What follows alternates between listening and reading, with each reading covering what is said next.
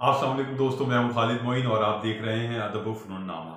आज अदब व फ़नून नामे में हम जिक्र करने जा रहे हैं कुछ ऐसे ख़ास शुरा का जिन्होंने शायरी के साथ साथ समाजी सतह पर भी और माशी सतह पर भी बड़ी कामयाबियां हासिल की। एक वक्त था कि जब शुरा दरबार से वाबस्ता होते थे, मीर हों या सौदा हों, गालिब हों, और उसके बाद जब दौर बदला तो फिर शुरा ने मौलवी का पेशा भी इख्तियार किया और उसमें भी प्रोफेसर और डॉक्टर्स बने। अब डॉक्टर्स तो खैर बहुत सारे हमारे नौजवान नस्ल में, नई नस्ल में बहुत सारे शुरा ख़वातीन हजरात डॉक्टरेट की है, बल्कि एक ऐसा लगता है जैसे डॉक्टरी की डिग्रियां बढ़ रही हैं। लेकिन कुछ बहुत ही सीनियर शुरा ने भी और एक बहुत संजीदा शुरा ने भी डॉक्टरी की और मौलवी के पेशा अख्तियार किया।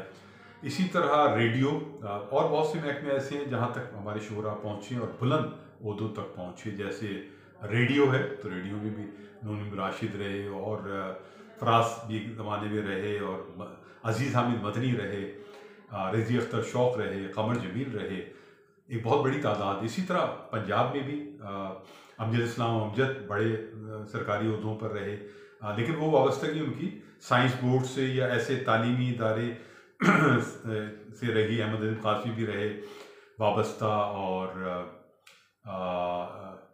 हमारे अताउल्लाह कासमी तो सफ़ीर भी बने, जी हाँ, और पीटीवी के मैनेजिंग डायरेक्टर भी बने और बहुत सारे इल्ज़ामात भी उन पर लगे। खैर, तो इस तरह बहुत सारे पंजाब में भी और हमारे यहाँ भी, कराची में भी और कोयटा में भी और सिंध में भी बहुत सारे शुरा, जैसे परवीन शाकिर सीएसएस कर बहुत बड़े ओहदे तक पहुंची, कस्टम्स से वाबस्ता रही।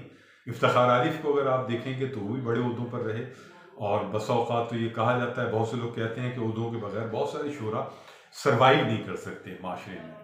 अंजुमन तरक्की उर्दू से बहुत सारे लोग वाबस्ता रहे, जमीरुद्दीन आली रहे और ज़ाहिर उनका तो वो पायनियर्स में से थे। इसी तरह फातिमा हसन वहाँ रहीं, ज़ाहिदा हिना आजकल मोतमिद आला हैं, वहाँ सारा सारी साहब रहे। इसी तरह उर्दू लुग़त बोर्ड में भी बहुत सारे शुरा और अदीब और दानिश्वर उससे वाबस्ता रहे। जोश साहब रहे, शानुल्लाह कक्की साहब रहे, जॉन एलिया भी वहाँ रहे और उसके बाद भी ये सिलसिला चलता रहा। टेलीविज़न में भी बहुत सारे हमारे लिखने वाले शुरा जो है बहुत सीनियर पोजीशन पर भी पहुँचे। जैसे ताजदार आदिल हैं, वो प्रोग्राम मैनेजर तक, प्रोग्राम मैनेजर भी बने कराची पीटीवी से, और अयूब खावर लाहौर टीवी से रहे और बहुत सारे लोग हैं हमारे।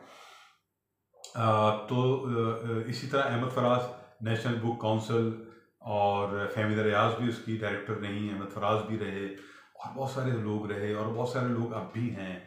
तो ये बहुत खुशी की बात है कि शुरा या अदीब या नक्काद अपनी तख्लीक़ात के साथ साथ माशरती सतह पर, समाजी सतह पर भी एक इमेज उन्होंने डेवलप किया कि शायर जो है वो सिर्फ यही नहीं कि ख्याल ख्वाब की दुनिया में है या अपने अंदर की दुनिया में है, बल्कि वो इस मौजूदा दुनिया में भी, तरक्की याफ्ता दुनिया में भी अपनी जहानत और अपनी काबिलियत और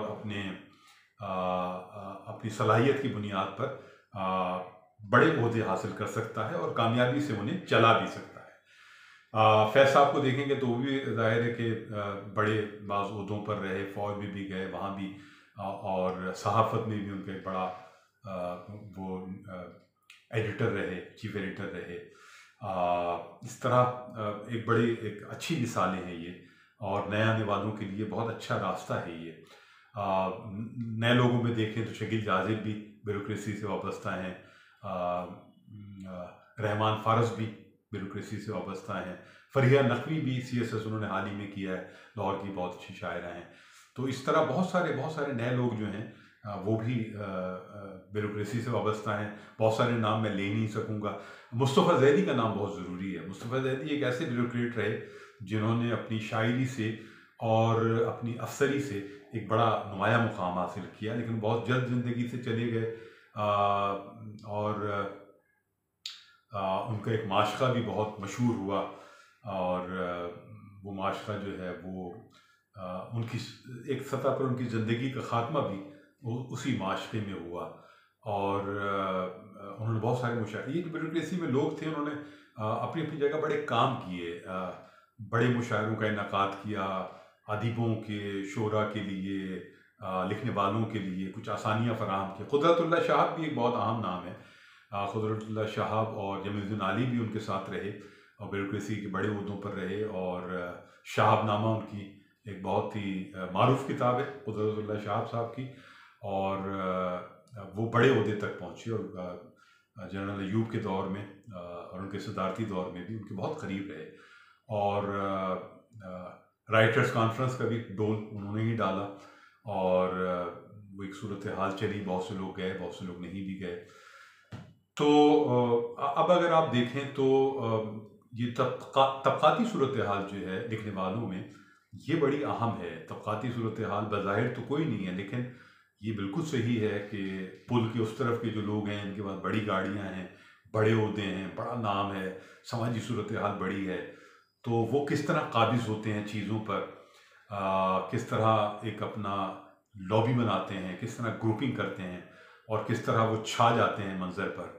और एक अगर कमज़ोर मईशत वाला शायर है, अदीब है, अफसाना निगार है, नावलिस्ट है, तो उसकी आवाज़ अपनी तख्लीक की पूरी क़ुव्वत के बावजूद वो एक सतह पर रुक जाती है। ये मैं आपको बहुत अहम बात बता रहा हूँ। तो इस हवाले से तो ये एक मशवरा दिया जा सकता है नए लोगों को कि अपनी मईशत को और समाजी हैसियत को मजबूत करें, लेकिन इसका मतलब ये नहीं है कि अपनी तख्लीकी सूरत हाल पर कोई कॉम्प्रोमाइज़ करें। बुनियादी बात तो तख्लीकी सूरत हाल है।